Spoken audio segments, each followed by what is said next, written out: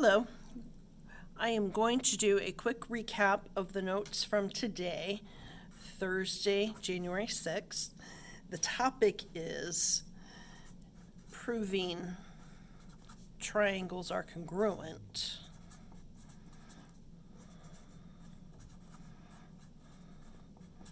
That's a topic that we started before break. And the new question is going to be, how much information is needed?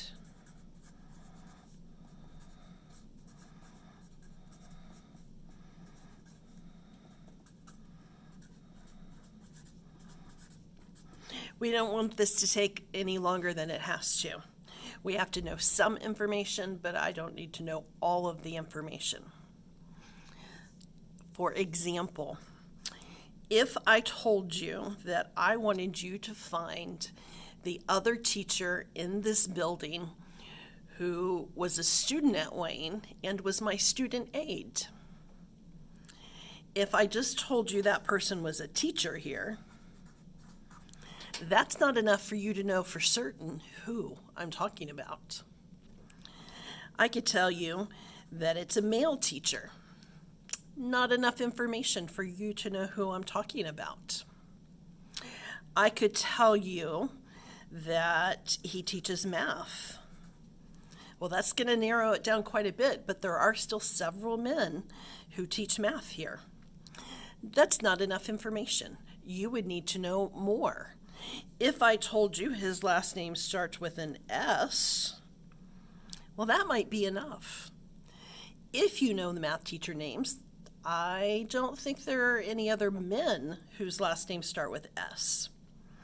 So it's not Mr. Kleiser, it's not Mr. Fernandez, it's not Mr. Pierce, it's not Mr. Hogston, it's not Mr. Cornelius, it's not Mr. Foster. Have I skipped anybody? Yes, I've skipped a couple people. But let me go on to the S's. The only S name would be Mr. Stewart.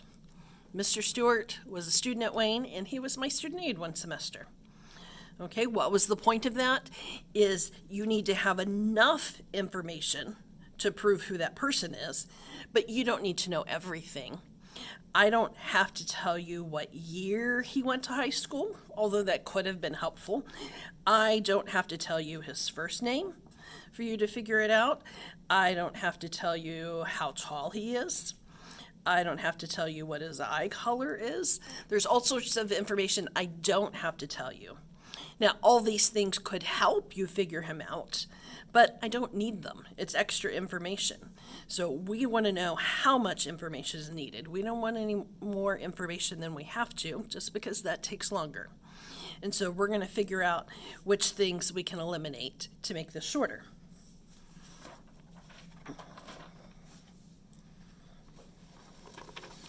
Okay, the idea that we have been operating on is that CP-CTC thing, that the corresponding parts of congruent triangles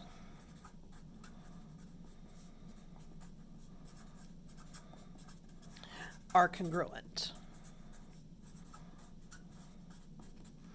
So if I want to show that triangles are congruent, we've had to show that all of their corresponding parts are congruent. So if I have two triangles,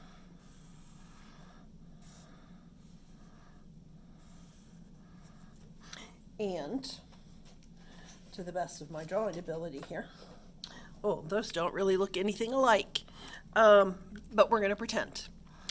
If I told you that this side was congruent to this side, so I'm going to give them both a little slash, and I'm going to write down S for side, and I'm going to tell you that this side is congruent to this side, and I'm going to put another S, and I'm going to jump here between them because I jumped over this pair of angles. So I'm going to put that there. So orange sides are congruent, Purple angles are congruent. Green sides are congruent. I'm going to do another purple angle. And then I'm going to make these two sides congruent. So another pair of sides. And then I have one more pair of angles. So up until now, to prove triangles congruent, we've had to show all of this stuff.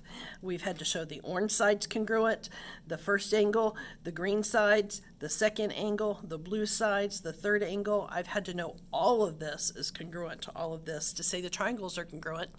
And it turns out we don't need that much information. So how are we going to figure out what we need? Let's try as little as possible. What if I only gave you one pair of congruent, corresponding parts?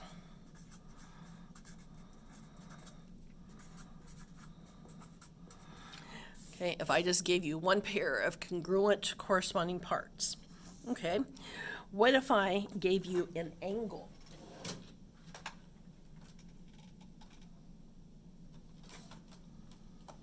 Uh-oh, missing protractor.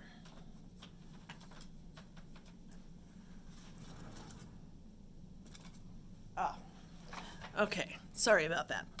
So let's say I'm going to make a 60-degree angle.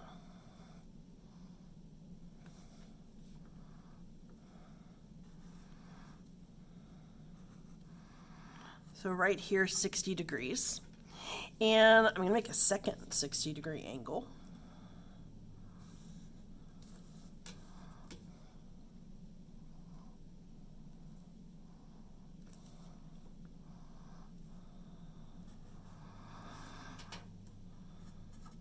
Okay, like that. Just because they both have one congruent angle, am I going to end up with two triangles that are congruent? Well, if you notice, I made this side extra long. So when I turn that into a triangle, and I'm going to make this one a little bit longer. When I turn that into a triangle, those are not congruent triangles. If I cut this out and put it on top of this one, they would not match. Having one pair of congruent angles is not enough to force me to draw two identical triangles, two congruent triangles. So is one pair of corresponding angles enough to know the triangles are congruent? No. That's like me telling you the teacher you had to figure out was a male. That doesn't really make it helpful. There's still way too many options. Okay. What if I gave you one pair of sides? So let's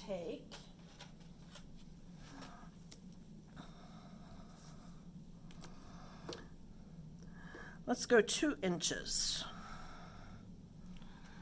So 2 inches, and I will do another 2 inches.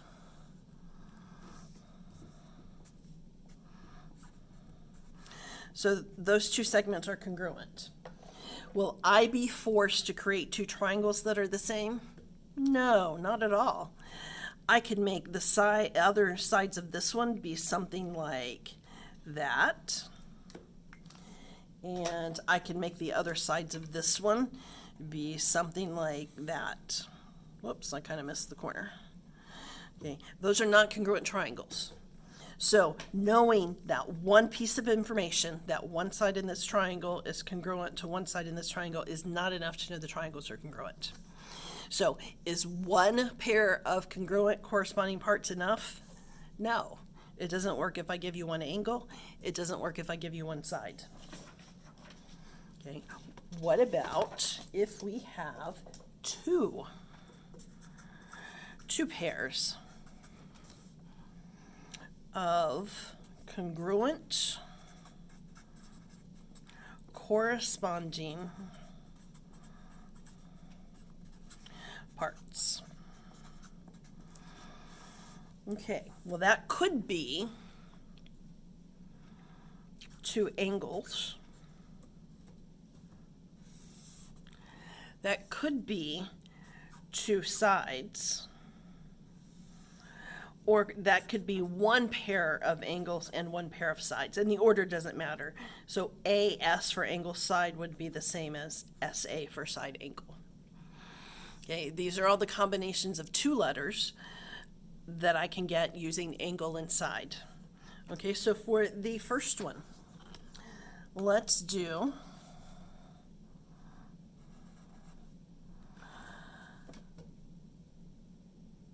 I'm going to do a 50-degree angle.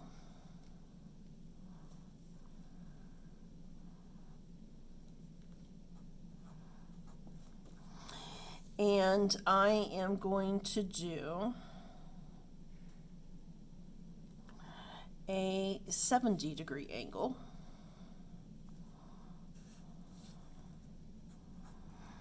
And then I'm going to extend that until they become a triangle.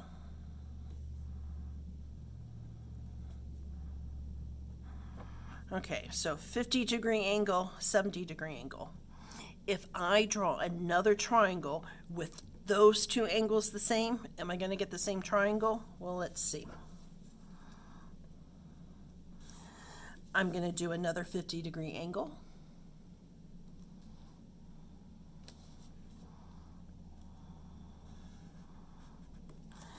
And I'm going to do another 70-degree angle.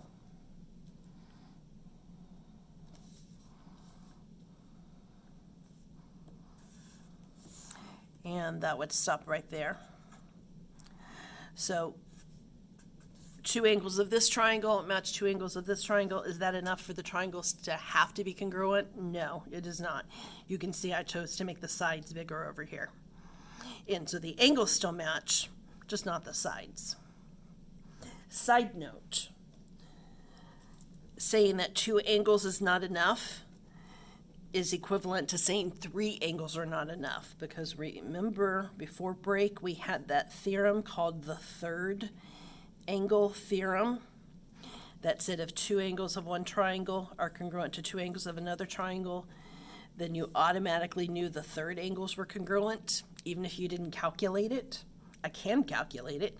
50 plus 70 is 120, and 180 minus 120 is 60.